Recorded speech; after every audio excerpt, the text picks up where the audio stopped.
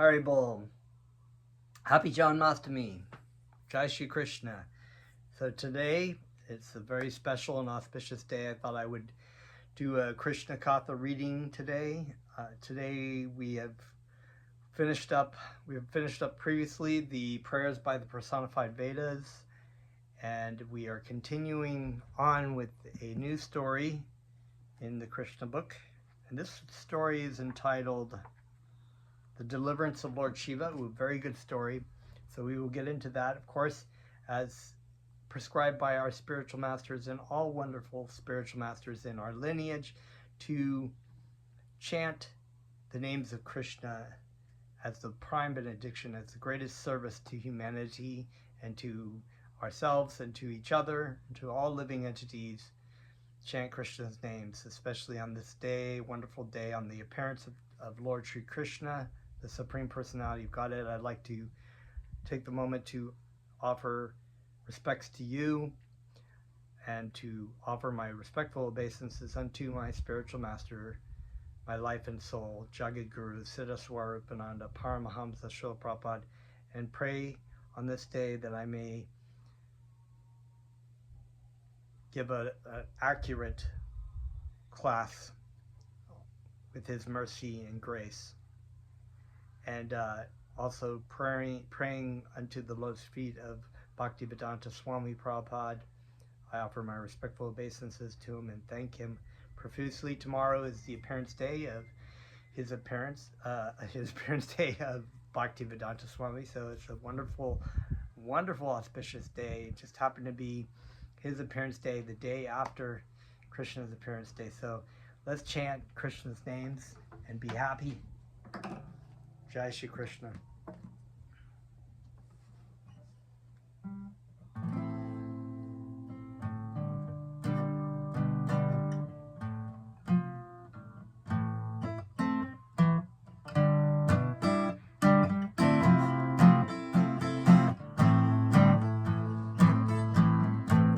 Namo Siddha Swarupananda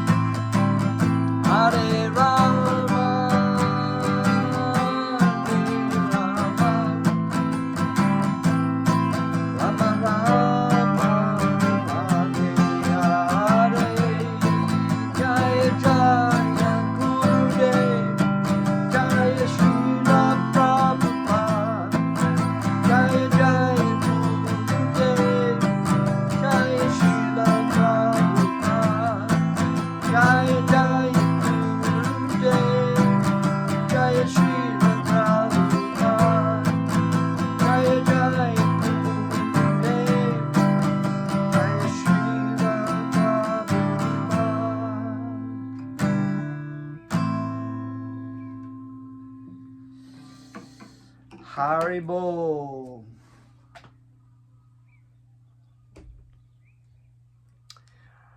Om Namo Bhagavate Vasudevaya. I was born in the darkness, ignorance, and my spiritual master opened my eyes with the torch of knowledge. I offer my respectful obeisances unto him. So, continuing on to the next chapter in the story of the deliverance of Lord Shiva. Exciting. As a great devotee of Krishna, King Parikshit was already liberated, but for clarification he was asking various questions of Shukadeva Goswami. So this conversation, as well as all conversations in the Srimad Bhagavatam, and even in the Bhagavad Gita for that matter, are therefore all of humanity's instructions. So we can take great pleasure and benefit we receive from learning from these instructions, because the disciples in the Srimad Bhagavatam, the ones who are listening, are already great realized saints and sages and teachers. In this case here, King Parikshit was a saintly king, and he took shelter of Shukadeva Goswami. He could have easily been teaching people the same kind of information, but he took shelter of Shukadeva Goswami for our benefit. In the previous chapter, King Parikshit's question was, what is the ultimate goal of the Vedas? And Shukadeva Goswami explained the matter, giving authoritative descriptions from the disciplic succession from Sanandana down to Narayan Rishi, Narada, Vyasadeva, and then Shukadeva himself. So it's authoritative descriptions. The answer is the Vedas means truth. So it's not speculative knowledge. A lot of times people have their own opinions about things, and they have, even the empirical science is mostly based on speculation and theories. But the knowledge coming up from the absolute truth through the Vedas, from Krishna himself, they are authoritative descriptions. That means there is no doubt in their authority about the absolute truth. So there is no need to speculate. It's okay to ask questions. It's okay to doubt things, but it's not okay to say that this is just like anything else, or this is somebody's opinion. It's not. The conclusion was that devotional service or bhakti is the ultimate goal of the Vedas.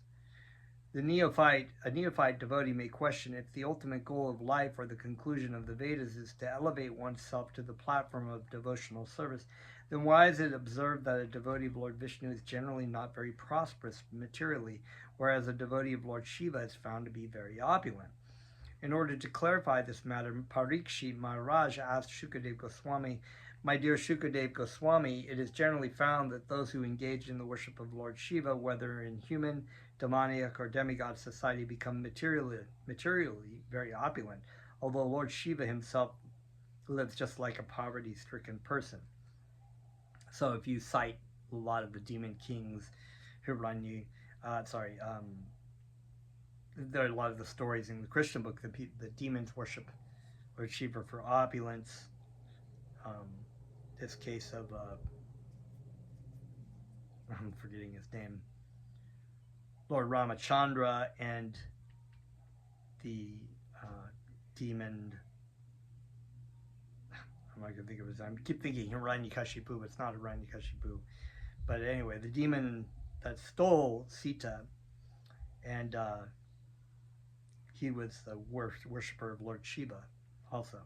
On the other hand, the devotees of Lord Vishnu, who is the controller of the goddess of fortune, do not appear very prosperous, and sometimes they are even found living without any material opulence at all. Lord Shiva lives underneath a tree or in the snow of the Himalayan mountains. Well, the wife of Lord Shiva, of course, is Lakshmi. So he does not even construct a house for himself, but still the worshippers of Lord Shiva are very rich. Sorry, I'm getting my I don't know where my head is. This is what happens when you fast. Lakshmi is not the husband. It is the goddess Durga, actually, is the wife of Parvati. Parvati is the wife of Lord Shiva. So Lord Goddess Durga, people worship Goddess Durga for material wealth because she is the demigoddess of the material energy, so therefore she can provide material things. Krishna, or Lord Vishnu, however, lives very opulently, whether in Vaikuntha or in the material world, but his devotees appear poverty-stricken. Why is this so? Maharaj Parikshit's question is very intelligent. The two classes of devotee, namely the devotees of Lord Shiva and the devotees of Vishnu, Lord Vishnu, are always in disagreement. Even today in India, these two classes of devotees still criticize each other, and especially in South India, the followers of Ramanujacharya and the followers of Shankaracharya hold occasional meetings for understanding the Vedic conclusion. Shankaracharya, the father of Mayavadi philosophy, was actually Lord Shiva. Generally, the followers of Ramanujacharya come out victorious in such meetings. So Parikshit Maharaj wanted to clarify the situation by asking this question of Shukadeva Goswami, that Lord Shiva lives as a poor man, although his devotees appear very opulent, whereas Lord Krishna or Lord Vishnu is always opulent, and yet his devotees appear poverty-stricken, is a situation which appears contradictory and puzzling to a discriminating person. Replying to King Parikshit's inquiry, Shukadeva Goswami said that Lord Shiva is the master of the material energy. The material energy is represented by Goddess Durga. And because Lord Shiva happens to be her husband, Goddess Durga is completely under his subjugation. Thus, Lord Shiva is understood to be the master of the material energy. The material energy is manifested in three qualities, namely goodness, passion, and ignorance, and therefore Lord Shiva is the master of these three qualities. Although he is in association with these qualities for the benefit of the conditioned soul, Lord Shiva is their director and is not affected. In other words, although the conditioned soul is affected by the three qualities, Lord Shiva, being their master, is not. From the statements of Shukadeva Goswami, we can understand that the effects of worshipping different demigods are not, as some less intelligent persons suppose, the same as the effects of worshipping Lord Vishnu. Shukadeva Goswami clearly states that by worshipping Lord Shiva, one achieves one reward, whereas by worshipping Lord Vishnu, one achieves a different reward. This is confirmed in the Bhagavad Gita. Those who worship the different demigods achieve the desired results the respective demigods can reward. Similarly, those who worship the material energy receive the suitable reward for such activities, and those who worship the Pitars receive similar results. But those who engage in devotional service or worship of the Supreme Lord Vishnu or Krishna go to Vaikuntha planets or Krishna Loka. One cannot approach the transcendental region of Parivyoma, the spiritual sky, by worshipping Lord Shiva or Brahma or any other demigod. So this is stated in the Bhagavad Gita, that the different kinds of results of worshipping different demigods or spirits, or there's a wide variety of different people worshiping different things. And in the mode of ignorance, there is actually a lot of people who worship stones and plants and ghosts and disembodied spirits, and this is seen as a mode of ignorance type of worship. If you are worshiping disembodied spirits or some kind of like demigod, you're only going to get a certain kind of result. Maybe the demigod has a certain kind of ability because of his service to Krishna to be able to give the devotee of his devotee certain kinds of things like heavenly planets, or maybe prolonged life, or certain kind of mystic powers. But the devotee of Krishna or Vishnu is interested in Krishna or Lord Krishna. He's not interested in anything going to the heavenly planets. He's only interested in serving Krishna, and this is the difference. So you cannot actually, you will get the results, but not most things. Everything except Lord Krishna will not take you directly to Krishna or Krishna Loka, or the spiritual world. Since this material world is a product of the three qualities of material nature, and I must state that we've read stories where the devotee, like Rukmini, for example, was worshiping goddess Durga, but in that case it was to receive, and the gopis as well did that as well. This was to receive Krishna as their husband. So that was a completely different, wasn't for a good husband, it was actually for Krishna.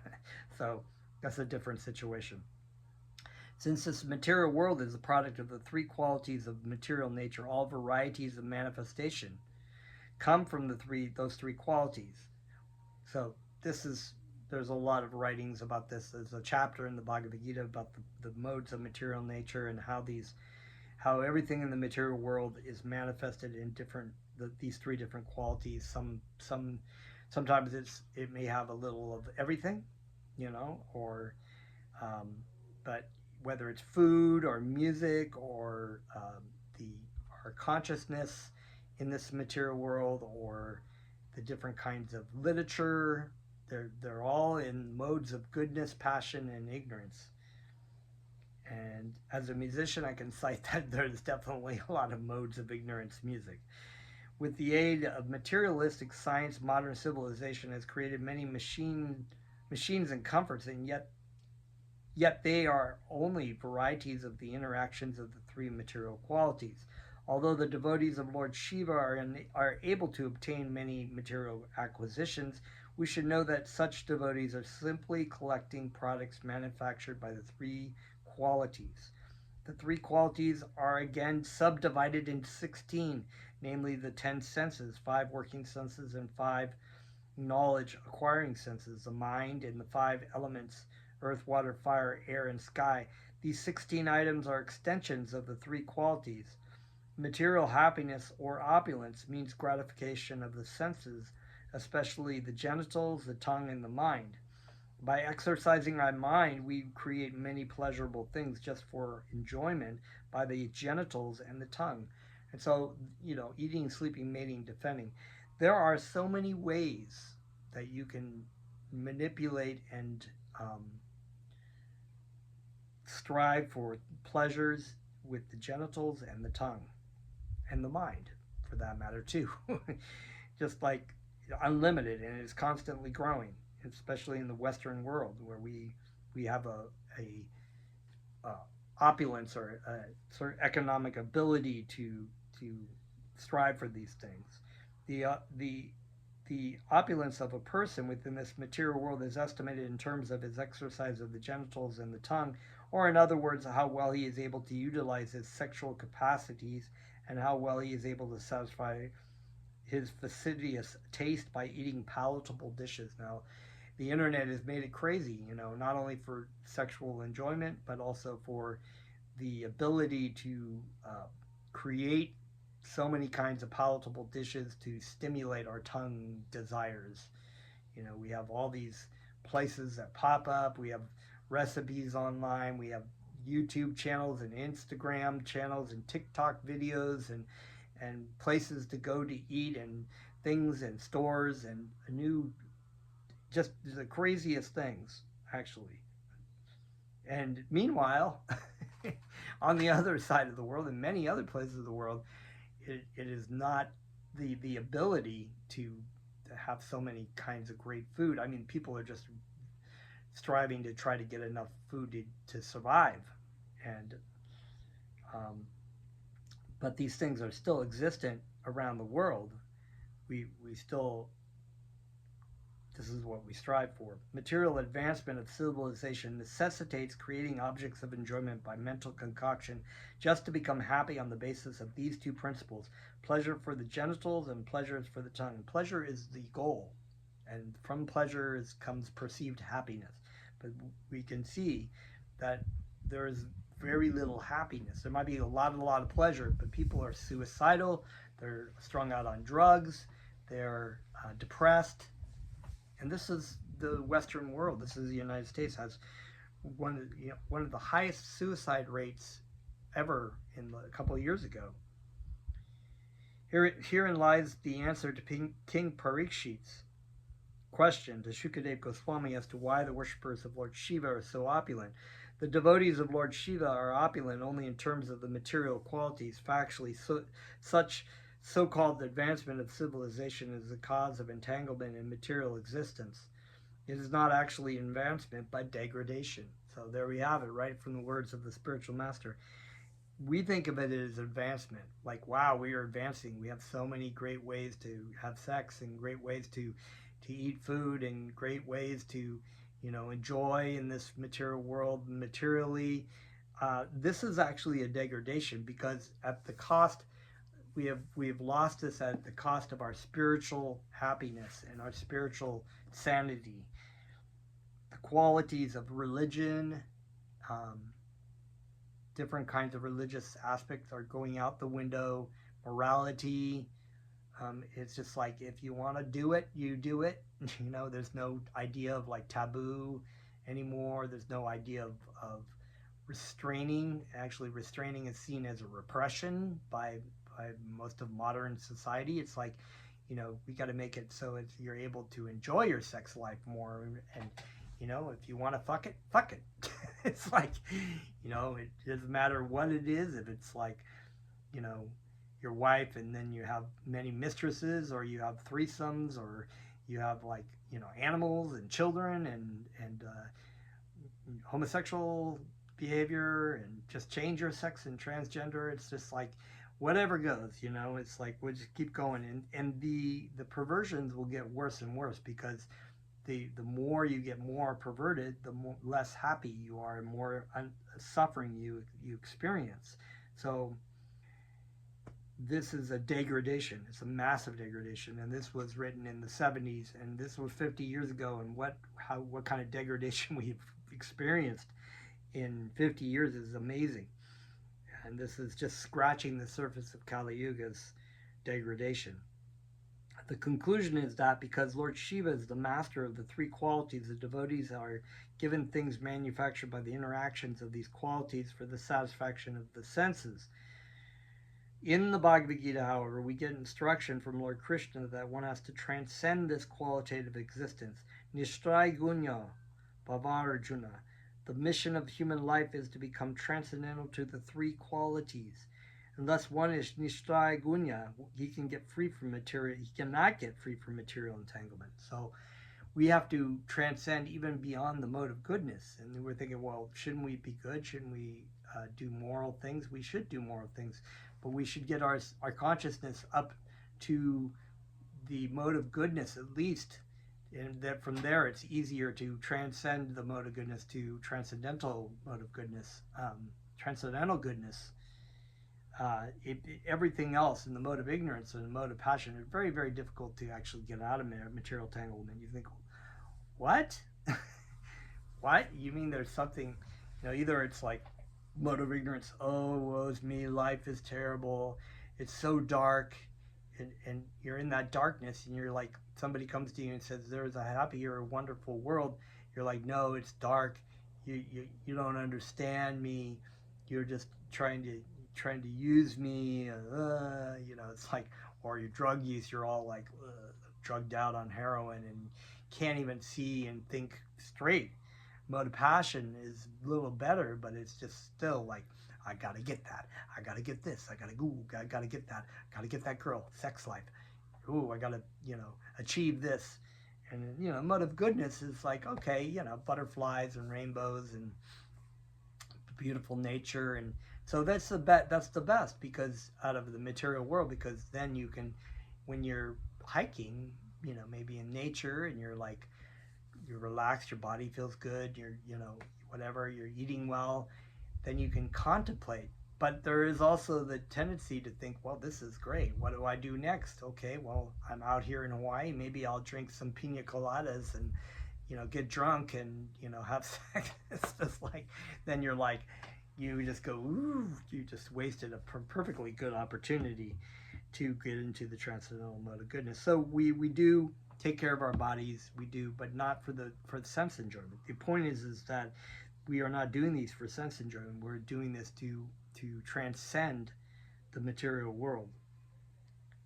The conclusion is, okay, unless one, okay, so yeah, in other words, favors received from Lord Shiva are not actually beneficial to the conditioned souls, although materially such facilities seem opulent.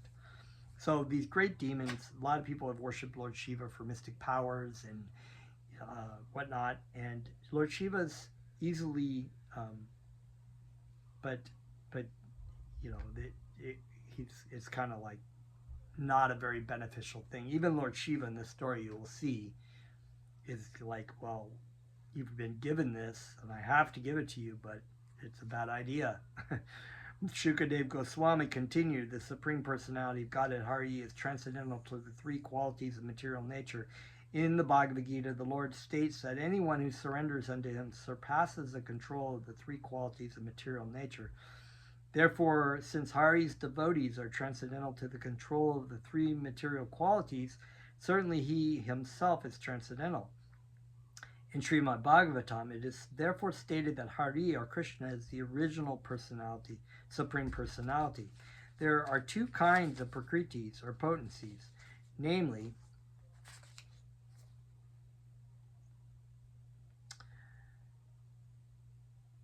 there are two kinds of prakritis or potencies, namely the internal potency and the external potency, and Krishna is the overlord of both. He is Sarvadurk, or the overseer of all the actions of internal and external potencies. And he is also described as Upadrashtra, the supreme advisor, because he is the supreme advisor. He is above the demigods, all the demigods, who merely follow the directions of the supreme advisor. As such, if one directly follows the instruction of the Supreme Lord as inculcated in the Bhagavad Gita and the Srimad Bhagavatam, then one gradually becomes nirguna, or above the interactions of the material qualities. To be nirguna means to be bereft of material opulences, because, as we have explained, material opulence means an increase in the actions and reactions of the three material qualities. Now, we also brought up the certain devotees in the last quality of the Sudama Brahman, who was extremely poor, and his wife asked him to go see Krishna for some material benefit, but he wasn't really attached to it, and that's what Krishna knew. He knew that generally he would not give his devotees, if they have any kind of desire to enjoy and still in their heart, that something that it has, material quality, material opulence, would be an agitation to that. And we've seen this happen many, many times, where people become attached to material qualities or material opulence or desires. And so, but Sudama Brahman, he knew that he would just use it in the service of Krishna, which he did. To be nirguna means to be bereft of material opulences, because as we have explained, material opulence means an increase in the actions and reactions of the three material qualities. By worshipping the Supreme Personality of Godhead, instead of being puffed up with material opulences, one becomes enriched with spiritual advancement of knowledge and Krishna consciousness. So an actually much more valuable thing to want and to have, the Krishna consciousness, which gives a real life and real happiness, and is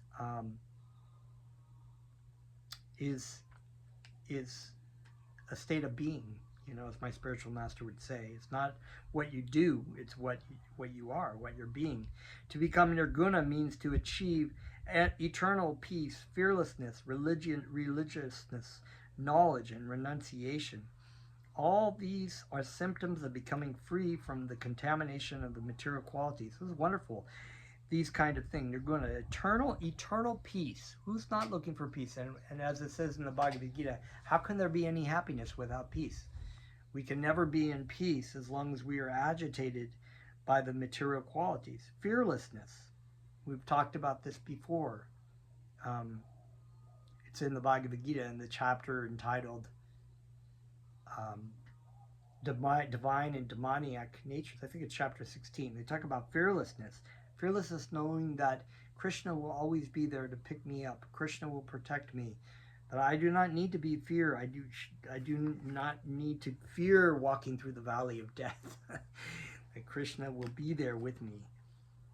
Religiousness, knowledge, and renunciation. You don't even have to do an artificial religiousness. You know, it's just a natural thing that a person will want to serve Krishna, and therefore that's the real meaning of religion. Real meaning of religion is to love and serve Krishna, to serve God. Knowledge, right? Real knowledge, Satchidananda Vigraha, the spiritual form of knowledge and bliss.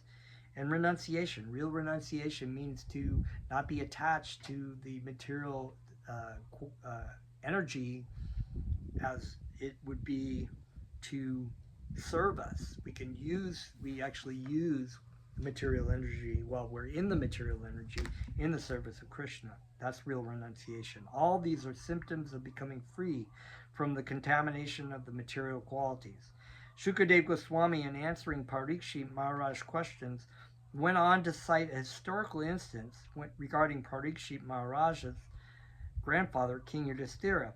He said that after finishing the Ashvadema sacrifice in the great sacrificial arena, it's a horse sacrifice, King Yudhishthira, in the presence of great authorities, inquired from Lord Krishna on the very same point: how is it that the devotees of Lord Shiva became material opulent, whereas the devotees of Lord Vishnu do not? I love this kind of, this is wonderful about the Srimad Bhagavatam. It's like these stories and the stories and the stories, and they're all talking. It doesn't matter if they're thousands or hundreds of thousands or millions of years apart from each other, whether it's the sun god Vivishwan from so many millions of years before Arjuna and Krishna on the battlefield of Kurukshetra. They're talking about the same things. This is what spiritual life is. It's not just because something is older that it's out of date. The Bhagavad Gita, the Srimad Bhagavatam, is ever fresh. It's ever eternal. It's eternal. It's transcendental. Therefore, it could be now, it could be 100 years ago, it could be 10,000 years ago, it could be 10 million years ago. It doesn't matter. Shukadev Goswami specifically referred to King Yudhishthira as your grandfather so that Maharaj Parikshit would be encouraged to think that he was related to Krishna and that his grandfathers were intimately connected with the Supreme Personality of Godhead. Although by nature Krishna is always very satisfied, when Maharaj Yudhishthira asked this question, the Lord became even more satisfied, because this question and its answer would bear a great meaning for the entire Krishna conscious society. It's very happy. It's wonderful. Krishna becomes happy even by this. The devotee of Krishna becomes happy in inquiring into the absolute truth. Whenever Lord Krishna speaks about something to a specific devotee, it is meant not only for that devotee, but for all devotees, and indeed for the entire human society. That's why when I give Bhagavad Gita classes, it is a historical point, just like everything in the Srimad Bhagavatam is a historical point. But it is also a lesson. It is a spiritual lesson for everyone. So when we are talking about Krishna and Arjuna, it's Krishna and ourselves as well. Instruction by the Supreme Personality of Godhead are important even to Lord Brahma, Lord Shiva, and the other demigods, and if one does not take advantage of the instructions of the Supreme Personality of Godhead, who descends within this world for the benefit of all living entities, he is certainly very unfortunate. Lord Krishna answered the question of Maharaj Yudhishthira as follows: if I especially favor a devotee and especially wish to care for him, the first thing I do is take away his riches. When the devotee becomes a penniless pauper or is put into a comparatively poverty-stricken position, his relatives and family members no longer take interest in him. And in most cases, they give up their connection with him. It's like, Bhaktivedanta Swami Prabhupada was really poor. He was never really wealthy. And even when his ISKCON, the International Society, when his organization started selling books and had a lot of temples and there was money flowing, but he was still poor. It wasn't like he was getting paid out. It was like, but his relatives, his kids who had disbanded, because when he left, his sons had really nothing to do with him because they were all materialists.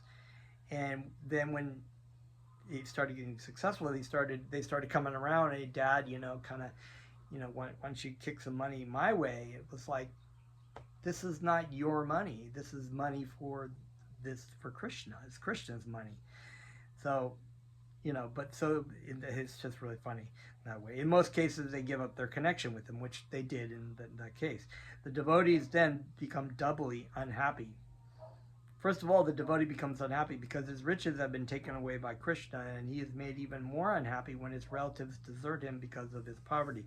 We should note, however, that when a devotee falls into a miserable condition in this way, it is not due to past impious activities known as karma phala. The poverty of the devotee is a creation of the personality of Godhead. Similarly, when a devotee becomes materially opulent, that is also not due to his pious activities. In either cases, when the devotee becomes poorer or richer, the arrangement is made by the Supreme Personality of Godhead. This arrangement is especially made for Krishna for his devotee, just to make him completely dependent on him and to free him from all material obligations. He can then concentrate his energies, mind, and body, everything for the service of the Lord, and that is pure devotional service. So it's really wonderful because in Sudama Brahman's case, he was completely devoted. And a lot of these kings, like King Yudhishthira and King Maharaj Parikshit, they had great wealth because of Krishna, but they weren't attached to it. They just used it, utilized it whenever they could in the service of Krishna. And it's so wonderful because Krishna gives the opportunity for his devotees to serve him. In the Narada Pancharatra, it is therefore explained Sarvapadi Vinir Muktam, which means being freed from all designations. Works performed for family, society, community, nation, or humanity are all designated. I belong to this society. I belong to this community. I belong to this nation. I belong to this species of life.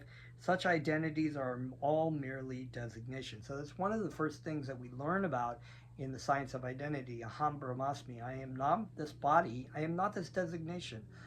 I am a spiritual entity.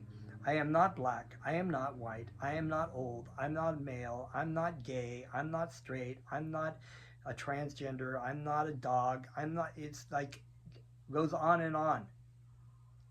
All these things are designations. I'm not a teacher. This is all having to do with this body and the mind. This does not have to do anything with the spiritual entity within the body. When by the grace of the Lord, the devotee is freed from all designations, his devotional service is actually Naishkarmya. Gyanis are very much attracted by the position of Naishkarmya, in which one's activities no longer have any material effect. The devotee's activities are freed from material effects, and so these activities are no longer in the category of karma phalma. So fruit of activities. As explained before by the personified Vedas, the happiness and distress of a devotee are produced by the personality of Godhead, and the devotee therefore does not care whether he is in happiness or in distress. He goes on with his duties and executing devotional service. Although his behavior seems to be subject to the actions and reactions of fruit of activities, he is actually freed from the results of actions.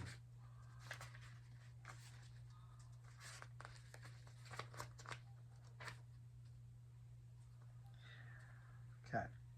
It may be questioned why a devotee is put into such tribulation by the personality of Godhead. The answer is that this kind of arrangement by the Lord is just like a father sometimes becoming unkind to his sons. Because the devotee is a surrendered soul and is taken charge of by the Supreme Lord, whatever condition of life the Lord puts him in, whether one of distress or of happiness, it is to be understood that behind this arrangement is a large plan designed by the personality of Godhead. For example, Lord Krishna put the Pandavas into a distressed condition so acute that even Grandfather Bhishma could not comprehend how such distress could occur. He lamented that although the whole Pandava family was headed by King Yudhishthira, the most pious king, and protected by two great warriors, Bhima and Arjuna, and although, above all, the Pandavas were all intimate friends and relatives of Lord Krishna, they still had to undergo such tribulations. Later, however, it was proved that this was planned by the Supreme Personality of Godhead, Krishna, as part of his great mission to annihilate the miscreants and protect the devotees. Another question may be raised: what is the difference between a devotee and a common man, since both are put into different kinds of happy and distressful conditions? The devotee, by the arrangement of the personality of God, and in the common man as a result of his past deeds. How is the devotee any better than the ordinary karmi? The answer is that the karmis and the devotees are not on the same level. In whatever condition of life the karmi may be, he continues in the cycle of birth and death because the seed of karma or fruit of activity is there, and it fructifies whenever there is an opportunity. By the law of karma, a common man is perpetually entangled in repeated birth and death, whereas a devotee's distress and happiness, not being under the laws of karma, are part of a temporary arrangement by the Supreme Lord, which does not entangle the devotee. Such an arrangement is made by the Lord only to serve a temporary purpose. If a karmi performs auspicious acts, he is elevated to the heavenly planets, and if he acts impiously, he is put into a hellish condition. But whether a devotee acts in a so-called pious or an impious manner, he is neither elevated nor degraded, but is transferred to the spiritual kingdom. Therefore, a devotee's happiness and distress and a karmi's happiness and distress are not on the same level. This fact is corroborated by a speech by Yamaraj to his servants in connection with the liberation of Ajamila.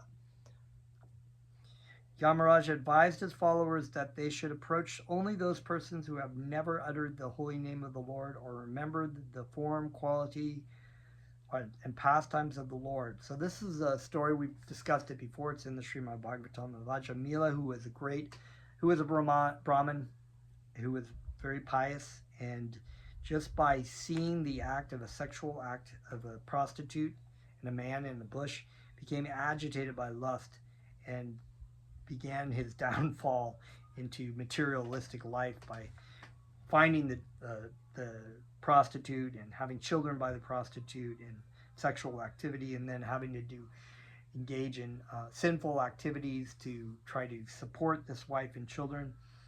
And he had a son named Narayan, and when the Yamadutes came to take him at the end of his death, he called out to his son, Narayan, and was actually liberated by just saying the names of Krishna, even indirectly.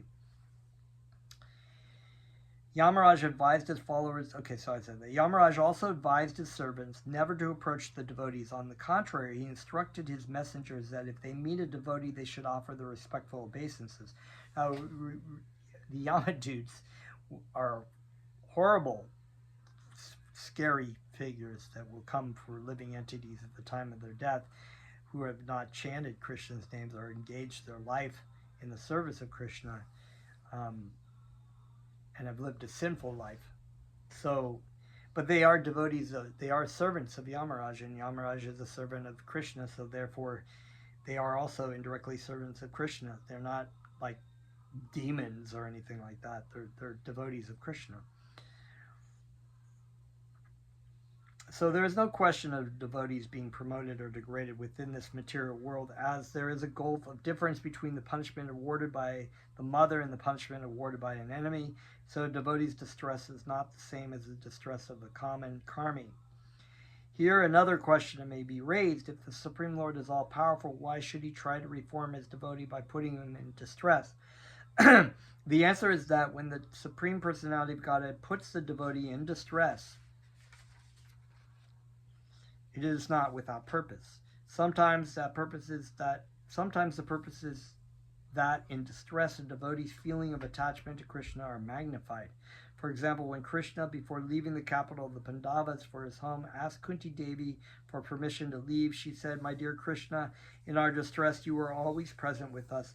Now because we have been elevated to a royal position, you are leaving us. I would therefore prefer to live in distress than to lose you." When a devotee is put into a situation of distress, his devotional activities are accelerated. Therefore, to show special favor to a devotee, the Lord sometimes puts him into distress. Besides that, it is stated that the sweetness of happiness is sweeter to those who have tasted bitterness. The Supreme Lord descends to this material world just to protect his devotees from distress. In other words, if devotees were not in a distressed condition, the Lord would not have come down As for his killing the demons or miscreants, this can be easily done by his various energies, just as asuras are killed by his external energy goddess Durga. Therefore, the Lord does not need to come down personally to kill such demons, but when a devotee is in distress, he must come. Lord Nrsingadev appeared not in order to kill Hiranyakashipu, but to save Prahlad and to give him blessings. In other words, because Prahlad Maharaj was put into very great distress, the Lord appeared. When after the dense dark night there is finally sunrise in the morning, it is very pleasant. And when there is scorching heat, cold water is very pleasant. And when there is freezing winter, hot water is very pleasant. Similarly, when a devotee, after experiencing the distress of the material world, relishes the spiritual happiness awarded by the Lord, his position is still more pleasant and enjoyable. The Lord continued, when my devotee is bereft of all material riches and is deserted by his relatives, friends, and family members, because he has no one to look after him, he completely takes shelter of the lotus feet of the Lord. Srila Narottam Das Thakur has sung in this connection, O my dear Lord Krishna, O son of Nanda Maharaj, you are now standing before me with Srimate Radharani, the daughter of King Vrishabhanu. I am now surrendering unto you. Please accept me. Please do not kick me away. I have no shelter other than you.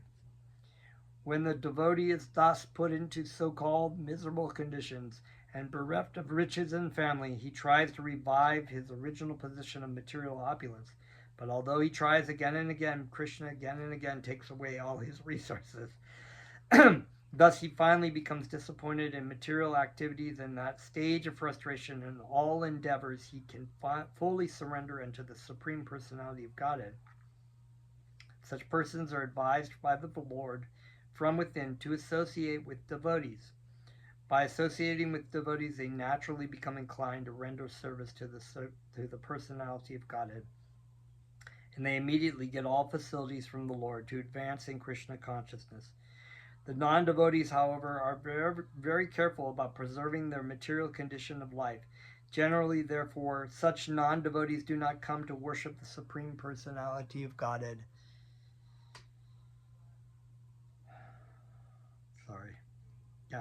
But worship Lord Siva or other demigods for immediate material profit. In the Bhagavad Gita, it is said, therefore, Kankshana Shanta Karmanam Shidim Yajanta Iha Devata. The karmis, in order to achieve success within this material world, worship the various demigods. It is also stated by Lord Krishna that those who worship the demigods are not mature in their intelligence. That's stupid. They're going to go for the material thing that is temporary and won't bring them happiness. The devotees of the Supreme Personality of Godhead, therefore, because of their strong attachment for him, do not foolishly go to the demigods.